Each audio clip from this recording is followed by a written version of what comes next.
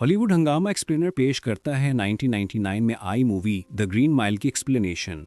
तो कहानी की शुरुआत में हम अमेरिका की एक खतरनाक जेल को देखते हैं जिसका नाम है ग्रीन माइल। क्योंकि ये जेल बहुत पुरानी होने की वजह से इस जेल की दीवारें भी सब्ज जंग से आलूदा हो चुकी हैं, इसीलिए इस जेल को द ग्रीन माइल का नाम दिया गया है। और इसी जेल में हम पाउल नाम के एक पर्सन गार्ड को देखते हैं जो कि उस वक्त बाथरूम में था और जिसे पेशाब करते वक्त जलन हो रही थी क्योंकि एक किस्म का उसे यूरिन इन्फेक्शन था। और तभी उसका साथी गार्ड ब्रूटल आकर बताता है कि एक नया कैदी आया है और दूसरी तरफ बाहर पर्सी नाम का गार्ड एक लंबे चौड़े आदमी को ला रहा था और साथ में पर्सी ये अल्फाज बोल रहा था, डेड मैन वॉकिंग, जिसका मतलब है कि ये कैदी बहुत जल्दी मरने वाला है क्योंकि इससे सजाए मौत की सजा सुनाई गई थी। पर्सी एक बहुत गंदा आदमी था जिसका रवैया आमतौर पर जेल के कैदियों के साथ बुरा रहता था। इसके बाद इस कैदी को जेल में लाया जाता है जहां पाउल को पता करने पर पता चलता है कि इस कैदी का नाम जॉन कॉफी है। जॉन कॉफी साइज में वैसे तो बड़ा था मगर उसका दिमाग 4 साल बच्चे जैसा था जिसको देख पाउल कुछ समझ नहीं पाता। इसीलिए पाउल जब कॉफी की फाइल चेक करता है तो पता चलता है कि कॉफी 2 बच्चियों के साथ रेप करने के जुर्म में पकड़ा गया था। इस फाइल को देखने के बाद पाउल अपने साथी गार्ड डैन के साथ इलेक्ट्रिक कुर्सी को साफ करने लगता है और ये वो कुर्सी थी जहां पर सजाए मौत के मुजरिमों को करंट देकर मौत दी जाती थी। कितने में उन्हें बाहर हंसने की आवाज सुनाई दी और जब वो लोग बाहर जाते हैं तो ब्रूटल उन्हें सामने देखने को कहता है। सामने एक चूहा था जिसे ब्रूटल बिस्किट देता है और बिस्किट खाते ही वो चूहा काल कोठरी में चला जाता है, जिससे उन्हें शक हो गया कि कहीं ये चूहा जेल में घड़ा ना खोद दे और कोई कैदी इसका फायदा ना उठा ले। इसीलिए अब ये लोग चूहे को पकड़ने के लिए काल कोठरी का सारा सामान बाहर निकालकर चूहे को ढूंढने लगते हैं, लेकिन वो चूहा इन्हें मिला ही नहीं, जिससे ये सब हैरान हो गए। अब अगले दिन वो चूहा उसी काल कोठरी से बाहर फिर से निकलता है, लेकिन इस बार पर्सी भी उसे देख लेता है और वो चूहे को देखते ही उसे मारने की कोशिश करता है, लेकिन वो चूहा अपनी जान बचाकर उसी काल कोठरी में वापस चला जाता है, जिस पर पर्सी काल कोठरी का सारा सामान बाहर फेंक देता है। मगर वो चूहा पर्सी को कहीं नहीं मिलता, जिससे उसकी मेहनत भी बेकार गई और ऊपर से उसे वो सारा सामान भी फिर से अंदर डालना पड़ता है। अब अगले दिन पाउल जब काम कर रहा होता है तो उसे किसी के हंसने की आवाज आती है। जब पाउल वहां जाकर देखता है तो डेल नाम का एक कैदी उसी चूहे के साथ खेल रहा था। डेल ने उस चूहे को पालतू बना लिया था। उसने एक फिरकी फेंकी तो वो चूहा उसे चलाते हुए उसे डेल के पास ले आता है। डेल बताता है कि उसने अपने चूहे का नाम मिस्टर जिंजल्स रखा है। खैर इसके बाद पाउल को जेल का वार्डन मिस्टर हेल बुलाता है। मिस्टर हेल बताते हैं कि जेल में एक बहुत खतरनाक कैदी आने वाला है और उसने चोरी करते वक्त 3 लोगों को मार डाला था, जिनमें एक तो हामला औरत भी शामिल थी। और साथ में हेल बहुत परेशान है क्योंकि उसकी बीवी ब्रेन ट्यूमर से मरने वाली थी, क्योंकि वो ट्यूमर ऐसी जगह पर था जहां पर ऑपरेशन नहीं किया जा सकता। और इसी बात से वार्डन बहुत इमोशनल हो जाता है। अब अगले दिन उस खतरनाक कैदी को जेल में लाया जाता है जिसका नाम विलियम होता है। अब इसी दौरान पाउल को फिर से यूरिन इन्फेक्शन का दर्द होने लगता है, जिसको देखकर जॉन काफी पाउल को अपने पास बुलाता है, जिस पर पाउल जब उसके पास जाता है तो जॉन उसे उसी जगह से पकड़ लेता है जहां पर पाउल को इन्फेक्शन था। अचानक से सेल के बल्ब की रोशनी बढ़ने लगी और देखते देखते पाउल के इन्फेक्शन का दर्द खत्म हो गया और जॉन कॉफी के मुंह से राख जैसा कुछ निकलकर हवा में बिखर जाता है। पाउल ये देख कहता है कि तुमने मेरे साथ क्या किया है, जिस पर जॉन कहता है कि सर मैंने बस आपकी मदद की है। अब पाउल जब पेशाब करने वॉशरूम जाता है तो इस बार उसे बिल्कुल भी जलन नहीं हो रही थी, यानी वो पूरी तरह से ठीक हो गया था और अब पाउल की नजर में जॉन की इमेज पूरी तरह से बदल गई थी। इसके बाद पाउल उस वकील के पास जाता है जिसके पास जॉन का केस था, क्योंकि पाउल जानना चाहता था कि क्या जॉन ने पहले भी किसी का कत्ल किया है, जिस पर वो वकील बताता है कि जॉन को इससे पहले कत्ल वाली जगह पर कभी देखा ही नहीं गया था। उस जंगल में उसे पहली बार इन दोनों बच्चियों के साथ देखा गया था। वहीं दूसरा कैदी विलियम जेल में सभी लोगों को परेशान कर रहा होता है। कभी वो पाउल के ऊपर थूकता था तो कभी वो किसी पर पेशाब कर देता और एक बार तो उसने पर्सी को पकड़ लिया था, जिसकी वजह से विलियम को काल कोठरी में बंद कर दिया जाता है। वहीं अब डेल का चूहा जब बाहर आता है तो इस बार पर्सी उसे पांव से कुचलकर मार देता है, जिसको देख के डेल बहुत जोर जोर से अपने चूहे की मौत पर रोने लगा। और वहीं जॉन कॉफी भी ये सब देख रहा था। उसने कहा जल्दी से इस चूहे को मेरे पास लेकर आओ। पाउल उसे वो मरा हुआ चूहा देता है तो कॉफी ने उस चूहे को अपने हाथों में रखकर फूंक मारी तो देखते ही देखते वो चूहा फिर से जिंदा हो गया। लेकिन अब डेल की सजाए मौत का वक्त भी आ गया था, इसीलिए उसे करंट वाली कुर्सी पर बिठाया जाता है। अब यहाँ पर इस कुर्सी पर बिठाने के बाद उसके सर पर गीला कपड़ा रखा जाता था ताकि मुजरिम को जल्दी करंट लग सके और फौरन वो मर जाए। लेकिन पर्सी डेल से बदला लेने के लिए उसके सर पर सूखा कपड़ा ही ही रख देता है, जिससे उसे बहुत दर्दनाक मौत मिली और पूरा तरह से जलकर राख बन जाता है। पर्सी की इस हरकत के बाद पाउल उसे बहुत डांटता है। इसके बाद हम पाउल को अपने घर में लंच करता हुआ देखते हैं। वहाँ जेल में काम करने वाले उसके बाकी दोस्त भी आए हुए थे, जहाँ बातों बातों में कॉफी की वो बात छेड़ देते हैं कि कैसे उसने पाउल का यूरिन इन्फेक्शन ठीक किया और कैसे उसने उस मरे हुए चूहे को भी जिंदा किया था। और अब वो सब मिलकर वार्डन हेल की मदद करना चाह रहे थे, जिसकी बीवी को ब्रेन ट्यूमर था। अब उनका प्लान था कि वो रात को जॉन को कुछ वक्त के लिए जेल से आजाद करें और उसे वार्डन के घर ले जाएं।